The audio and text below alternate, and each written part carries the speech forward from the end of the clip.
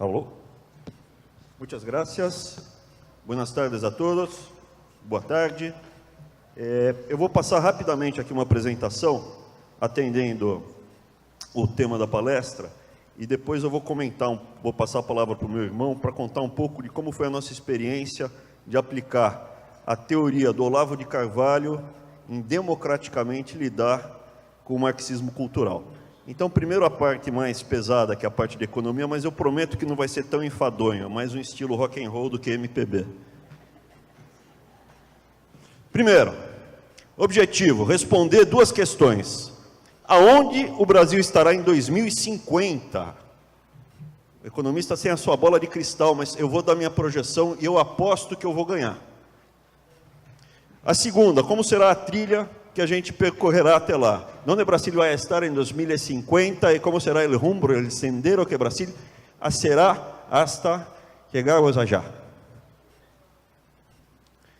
Bueno, para responder essa pergunta, primeiro eu vou fazer um pequeno introito de como foi o background cultural para a gente chegar aqui nessa resposta. Eu sou economista de formação, então eu tive que ler o Weber, Max Weber, que principalmente a ética protestante. Então eu tenho essa coisa na cabeça. E alguns anos atrás, o Samuel Huntington, em 1993, ele escreveu um artigo, Clash of Civilizations, Choque de Civilizações, respondendo ao Fukuyama. Caiu o muro de Berlim.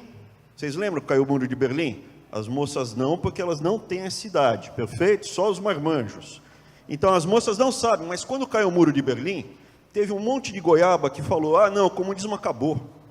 Agora podemos ficar tranquilos. Agora que o Jair Bolsonaro ganhou, o PT está derrotado, podemos ficar tranquilos. Não podemos, essa turma vai voltar para casa, eles são inteligentes. O meu inimigo é igual ou mais forte do que eu, senão eu sou um trouxa e não consegui derrotar o meu inimigo. Os nossos inimigos foram para casa e se reinventaram, e eles voltaram. Mas aqui o Fukuyama cometeu um erro de análise grave, falou, agora acabou os nossos problemas. E o Samuel Huntington falou, não, vai voltar a ter problema no mundo. Ele falou o seguinte, as culturas, né? As culturas que você tem, a América Latina, ele dividiu o mundo, esse é o mapa do Samuel Huntington, ele dividiu o mundo em, só achar aqui o botão, em América Latina, Ocidente, daí tem China, Islâmico, e aqui é cristão ortodoxo. E aí, como economista, o que é que eu tenho na minha cabeça? A renda per capita do mundo. E lembra, Samuel Huntington, Max Weber. Max Weber lá atrás falou, olha, por que os países do norte da Europa são mais ricos e desenvolvidos que os países do sul da Europa? Porque os países do norte da Europa são protestantes. E os protestantes acham que quando você fica rico, é porque Deus está dizendo para você que você está fazendo a coisa certa. Então, ser rico é bom. E o Max Weber falava, enquanto que os países católicos seguem estritamente, bem-aventurados pobres, porque deles será o reino dos céus. Mais fácil um camelo passar pelo buraco de uma agulha do que... Perfeito. O rico, quando olha a prata, só vê a sua própria imagem. E era por isso que você tem os países do norte da Europa, segundo Max Weber, não segundo Abraão, mas eu tenho esse background. Os países do norte da Europa são mais ricos que os do sul. Vendo o mapa do Samuel Huntington, o que é que veio à minha cabeça? A renda per capita do mundo. Imagina, cara chato, ele sabe a renda per capita do mundo de cabeça por mapa. Eu sei. E aí, olhando, o que acontece? Você vê que a renda per capita do mundo é parecida com a divisão cultural que o Samuel Huntington tinha feito. A América Latina, como um todo, tem uma renda per capita parecida, sempre teve. Então, respondendo, aonde o Brasil vai estar em 2050? Ele vai estar na América Latina. Porra, Abrão, mas isso é um absurdo que você está falando. Não é, e eu ganho dinheiro com isso. Por quê? Porque quando a gente tem uma crise, ah, meu Deus, a Dilma escapou da jaula, e agora ela vai destruir o país, e o Brasil vai virar Bangladesh. O preço dos ativos brasileiros são precificados assim. O câmbio bate 5, a Bolsa vai para 5.000 pontos, o risco Brasil vai para a Lua, e aí é quando abre oportunidade para comprar os ativos brasileiros. E quando o Brasil é precificado como Canadá, o Lula vai lá dar lição de moral para o povo de olho azul. Se bem que tem, para aquele... Eu não posso falar, né? Eu não posso xingar o Lula, né? Meu irmão advogado falou que eu não posso falar o que eu queria falar. Então, o psicofanta do Lula, ele nunca vai saber o que é psicofanta, então eu posso chamar ele de psicofanta. O psicofanta do Lula, quando ele falou que os loiros de olho azul, ele não sabia que no Brasil também tem loiro de olho azul, são culpados pela crise da lição de moral. Então, quando o Brasil, os ativos brasileiros são precificados como canadenses, está na hora de vender os ativos brasileiros. Quando uma casa no Brasil vale mais que uma casa em Houston ou em Toronto, infelizmente está na hora de você desinvestir do Brasil. Então, saber que o Brasil vai estar na América Latina, porque os nossos valores são latino-americanos, é relevante do ponto de vista da sua estratégia de negócios. Isso aqui é um working paper, eu ainda não publiquei, mas é bom estar documentado que já não é a primeira palestra, então se alguém quiser roubar a ideia e publicar o paper, eu processo depois, não é, Arthur? Dá para processar também. Então vamos lá. Max Weber, Samuel Huntington, aqui eu já expliquei, né, um pouco do que estava sendo dito aqui. E aí o que acontece? A conclusão, fatores culturais geram comportamento econômico na população. Como assim? Se a pessoa é criada desde pequeno pensando em negócio, ela acaba gerando mais riqueza, ela não necessariamente vai ser mais feliz. Se você desde pequeno é imbuído num certo valor, é mais fácil você ficar rico. E eu vou explicar rapidamente também como é que um país cresce rapidamente. Por que um país cresce rapidamente? O exemplo que eu dou, só para vocês terem em mente, um americano, ele está sempre pensando em negócios. Um japonês sempre em produzir alguma coisa. Isso está na cultura. A gente provavelmente vai ser mais feliz com a mesma renda que um americano ou que um japonês. Um americano num velório, ele vai ficar do lado, vai, uma pena que ele morreu, uma pena que o John morreu, Qual o seu nome? My name is Jack Wilson. Oh, my name is Bill something. Ah, prazer. Ó, eu produzo isso. Eles trocam cartão no enterro e discutem negócio. Para um brasileiro, isso é deselegante, não é?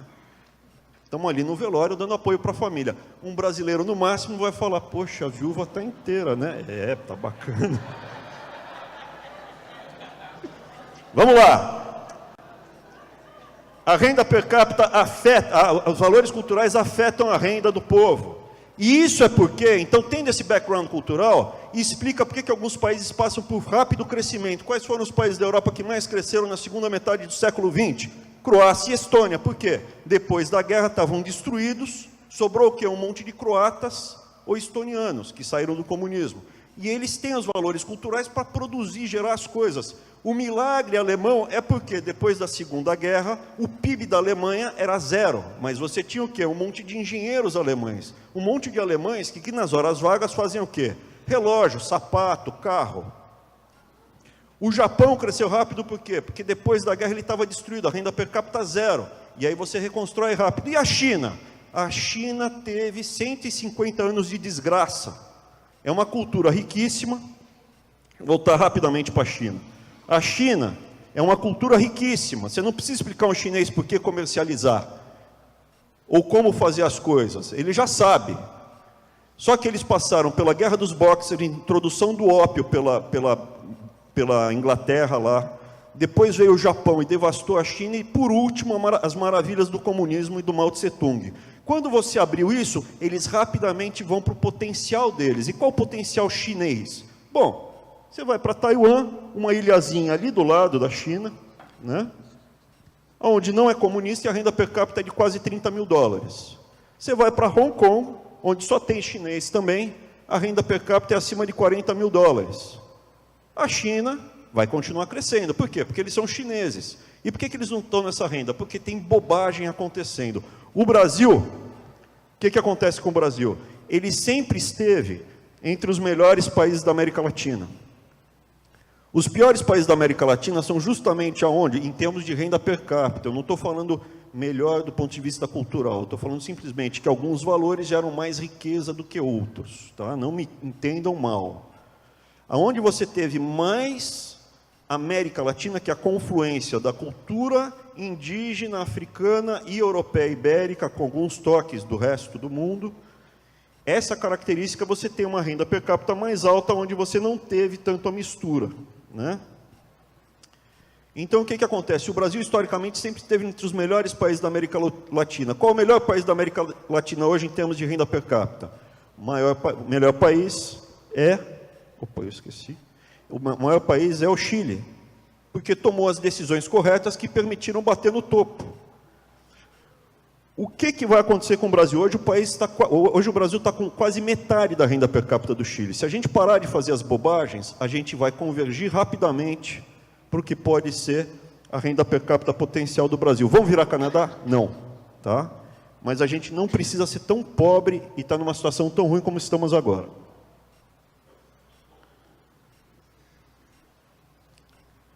Diferença cultural, assim, uma outra coisa, a gente sempre andou junto, né? A América Latina sempre passa por essas razões culturais: ditadura, redemocratização, privatização, abertura, movimentos de esquerda, flexibilização desses movimentos de esquerda no pêndulo, a gente sempre andou junto. Alguns países na frente, alguns países mais atrasados.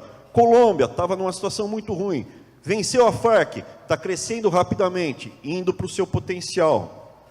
Quer saber qual vai ser o tigre da América Latina? Vai ser Cuba, que era o país mais rico, com a menor taxa de mortalidade infantil, até o comunismo chegar lá. Tirou, fica a 100 quilômetros de Miami, tirou o comunismo de lá. Vai ser uma riqueza boçal. Aonde vai bater? Uma renda per capita de 25 mil dólares. Vai ser igual a americana? Não, mas vai ser rico como 25 mil dólares. Então, onde o Brasil vai estar? Na América Latina, vai ter uma renda per capita média alta, valores atuais como de 15 a 20 mil dólares. O Brasil será grau de investimento, será um dos países relativamente mais estáveis do mundo. Isso é importante. O mundo está indo para uma situação de muita volatilidade. A América Latina, se a gente vencer o desafio do comunismo e não deixar entrar outras pressões como o terrorismo islâmico, etc., a gente tem tudo para ser uma das regiões mais estáveis do mundo. O Brasil, além de estabilizar a si mesmo, ele pode estabilizar toda a região. Existe o plano hoje aberto de, com a grana roubada no Brasil, interferir nos países vizinhos, como a Rússia interferia nos países da União Soviética, que faziam um grande bloco. Isso é aberto, declarado. O Brasil não vai ser tão rico, nem tão estável quanto o Canadá, mas pode ser um país muito bom para a gente viver e criar nossos filhos. E aqui falando, né, Europa, você tem riscos de balcanização, você tem a desestabilização. Essa apresentação é antiga, eu falo a mesma coisa há bastante tempo. Não é que agora estão colocando fogo em Paris, que é novidade. Países periféricos perdem protagonismo, né? Enfim. Vetores mundiais, já falei. Revolução tecnológica, eu acho que foi abordado bem na parte da manhã. Risco da dinâmica populacional e mudanças geopolíticas. Isso seria para uma apresentação mais longa. Seria só para vocês terem em mente que o Brasil, se a gente conseguir atacar os principais problemas dele, o nosso potencial de crescer e convergir rapidamente é muito alto. Para isso, a gente precisa ter um governo do Jair Bolsonaro estável, né? Então, aqui vem do potencial. Historicamente, esse é o crescimento que a gente tem, alguns anos acima da média, abaixo da média. Hoje a gente está muito abaixo da média. Parando de fazer bobagem, a gente pode convergir rapidamente para o nosso potencial. Então, resumidamente, era isso que eu queria passar. Eu vou passar a palavra para o meu irmão, porque eu acho que um pouco da contribuição que a gente pode dar também é como vencer o marxismo cultural nas universidades. Para quem não conhece, o nosso caso está relativamente bem documentado. Eu e ele, há uns 2 anos atrás, começamos a ajudar o Jair Bolsonaro, o Nix Lorenzoni, o próprio Duda a gente conheceu. Quando a gente saiu do armário no texto do Banco Central Independente, a gente começou a ser... Um pouco antes. A gente começou a ser caçado quando eles descobriram que a gente estava junto, dando apoio. E meu irmão vai contar um pouco dessa história.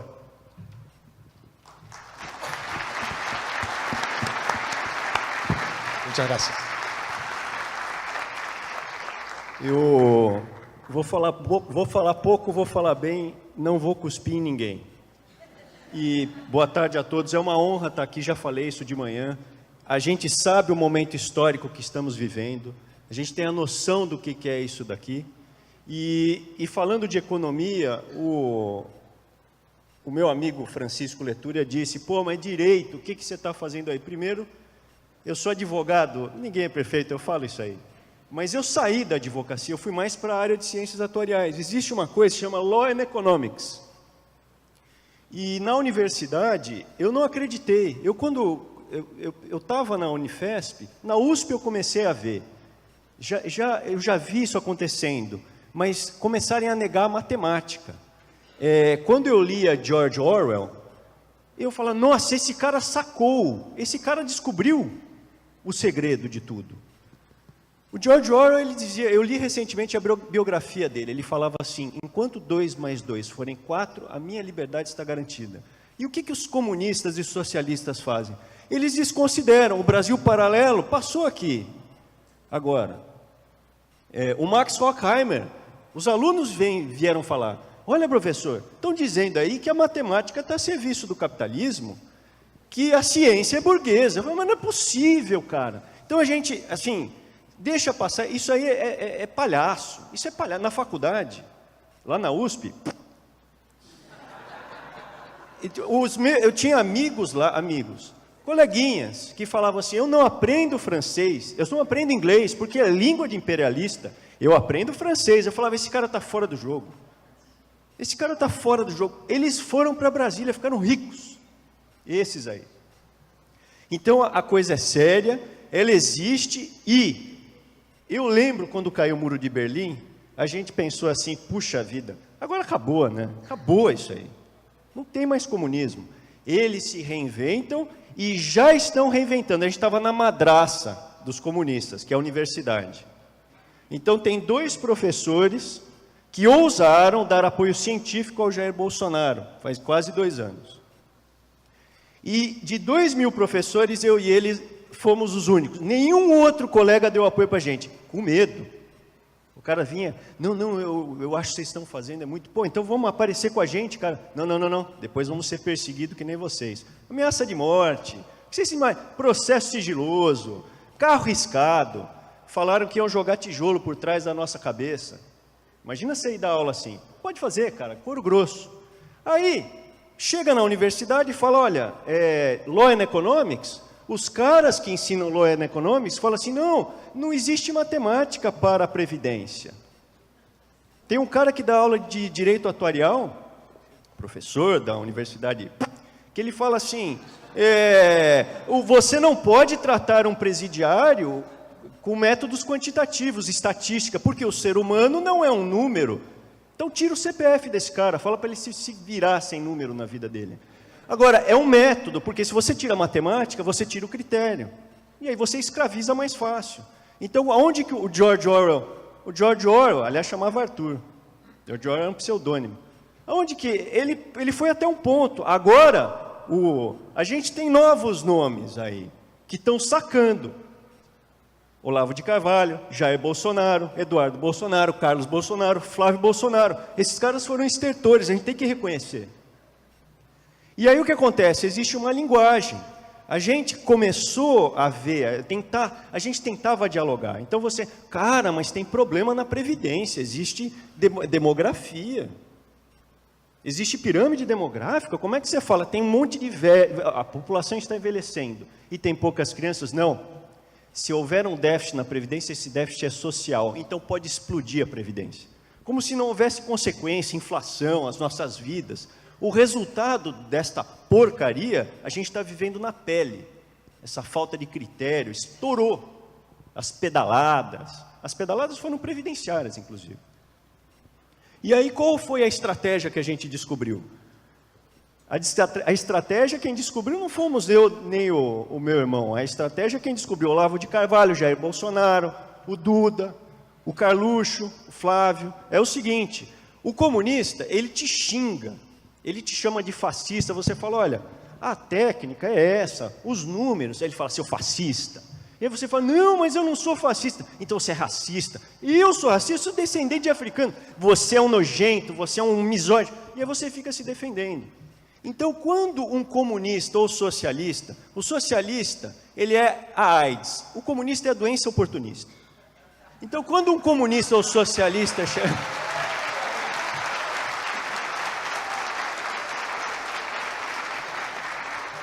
Quando um comunista ou socialista chegar para você com o papo fronhonhonhon, você pega e manda ele para aquele lugar. Xinga, faça o que o professor Olavo fala.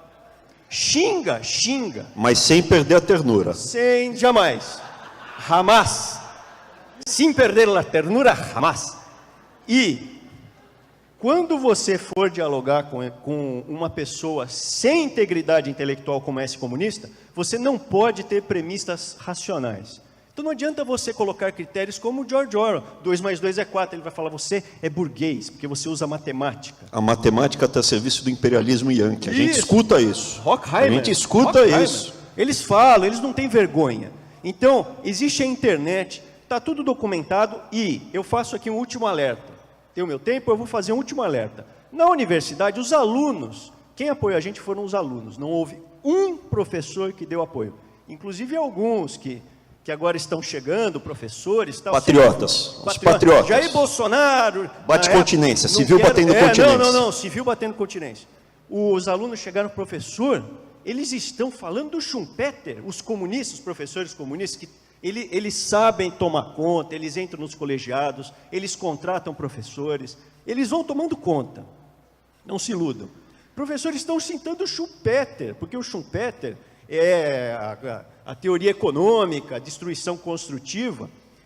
Cara, eles já estão se reinventando. Enquanto nós estamos aqui, eles já estão se reinventando com salários, eles têm salários de universidade, eles aparelham, eles fazem reunião, cara. Eu fui coordenador do curso de Ciências Atuariais.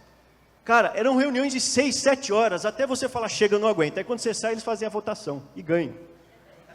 Estou falando sério. É sério isso, gente. Não é piada. Zoando, não. Eles têm técnica de ganhar essa brincadeira.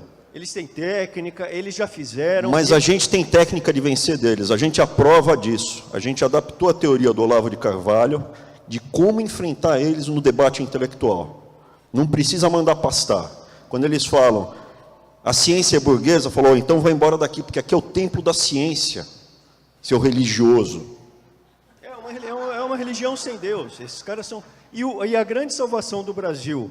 O Brasil é a salvação do mundo, assim. A gente teve uma onda evangélica, eu sou evangélico, teve uma onda evangélica e você teve os olavetes, juntou monarquistas e tal. E o Brasil conservador, cristão, conseguiu dar o primeiro sopro de contra-revolução contra esses comunistas. O comunismo é um vírus, cara. Ele vai se alastrando. Toda vez que alguém bate no vírus, ele morre. Ele morre. Aqui no Brasil foi o primeiro com um discurso único no mundo. Porque se você pegar, cara, eu fui pesquisador no Canadá. A professora de Direito Previdenciário falava de ideologia de gênero. Nós fomos para Seul. O professor de Direito Previdenciário da Universidade de Seul fala de ideologia de gênero. De Direito Previdenciário. Cara, é no mundo, não pense, eu vou imigrar para o Canadá se o Brasil virar Venezuela. Vão te pegar, cara. Vão te pegar, não tem para onde fugir. They are going to ring your bell, your front door bell. Não se iludam, não se iludam. Essa briga tem que ser lutada aqui. Vocês pegam o David Horowitz que está falando, ele está derrotado. Não tem um professor americano para contar a história que nós dois estamos contando aqui. 2.000 professores, 1.000 pelo menos, querendo pegar a gente. A universidade, em 2014, fazia panfletagem explícita com e-mails. Nessa última eleição, todo mundo com o rabo no meio das pernas, com medinho. E agora estão, assim, ainda estão dando tapa na gente, mas está menos, estão com medo. Dá para ganhar deles. Olavo de Carvalho adaptado. Uma última coisa. Na universidade, não pense... Eu não sei, pegou. Em Harvard, eu vou dizer para vocês também, ó, porque você fala Harvard, cara, eu fui para lá em 2003, faz tempo, eu estava terminando o doutorado, eu achava aquilo lá, nossa senhora, que demais, foi muito bom, tinha bons professores, só que tinha uma galera lá, dos 26 membros do board de Harvard, os 26 eram democratas, não tinha um republicano, não tinha um cara de direita, conservador. Aí eu estava lá, e o Hussein Obama é de lá. A reitora da faculdade de Direito era Kagan, e ia ter uma reunião com ela, eu fui ver a tese dela, para ter o que falar. A tese dela era o socialismo em Nova York. E lá, socialism é comunismo. Essa Kagan virou ministra da Suprema Corte Americana, indicada pelo Obama. Então, assim, não se iludam, a coisa é séria. A utilização de tribunal superior, Olavo já falou, tribunal superior no mundo para tomar conta a via rápida, Olavo de Carvalho disse, a via rápida para eles dominarem, não é mais, é Tribunal Suprema Corte. Eles estão se reinventando. Estão se reinventando. Deixa eu passar só rapidamente, sessão bônus, rapidamente antes de terminar, como é que a gente ganha essa batalha? Não sendo chato, primeira coisa, a gente não é conservador, significa que eu ando de Del Rey e de terno velho. A gente tem que ser mais engraçado que os comunistas, a gente tem que ganhar a juventude. Como é que você ganha a juventude? Com humor e inteligência. A minha aula de microeconomia, isso daqui é só para dar um exemplo. Eu mostro as marcas, como é que você faz diferenciação, como é que você agrega valor, e aí eu ponho o meu garoto propaganda que só usa roupa de grife. Quem é o meu garoto propaganda é o Fidel Castro, playboy, gosta de roupa de grife. Porque um macacão com uma marca chique vale mais do que um macacão comprado na 25 de março sem marca. Então eu explico para eles isso. E mostro que o Fidel Castro gosta tudo Lacoste, Puma, Nike, Adidas. A segunda forma, relógio. Por que o relógio do Jair Bolsonaro vale R$20, o do meu irmão vale 40, o meu vale menos que um Rolex, e o Rolex custa, aí eu mostro, $20 mil. Aí eu mostro o Rolex que o Fidel Castro estava usando. Né, que é um Submariner com data. Né? Ou ele usava também um Datejust, que é outro Rolex que vale $8 mil. Ou, no caso, o babaca usava 2 relógios ao mesmo tempo, para mostrar que ele era rico. Né? Está aqui. E as pessoas não acreditam, só quando vem o Fidel Castro usa Rolex. Não, ele usa 2 Rolex. Já o Che Guevara, ele usava só um Rolex No Date, que é bem mais barato, uns $6 mil. E aí mostrando mais fotos do playboy, Fidel Castro. Outro exemplo, depois que termina a aula, sessão bônus, quem quiser fica, quem não quiser vai embora. Adivinha quem é? Frases famosas. Fiquei do lado da Socorro, uma negrinha de 16 anos, segundo palavras da pessoa, mais puta que uma galinha, eu jamais falaria isso, só estou... Nós faremos por negros e mulatos exatamente o que eles fizeram por nós, ou seja, nada. Negro indolente. Eu passo isso depois que termina a aula, mas para os alunos que quiserem. Né? Tenho que confessar que eu adoro matar, papai.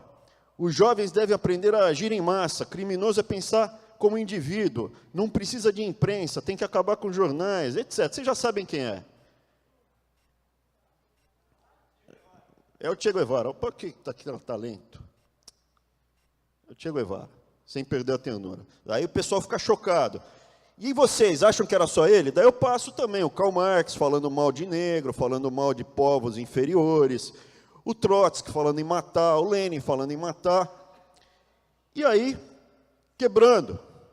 Para fechar, o que eu mostro? Eu mostro essa foto.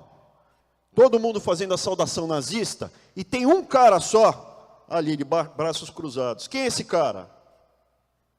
Esse cara é August Landmesser. Ich bin August Landmesser. Eu quero ser o August Landmesser. E você? Quem você quer ser? Muito obrigado.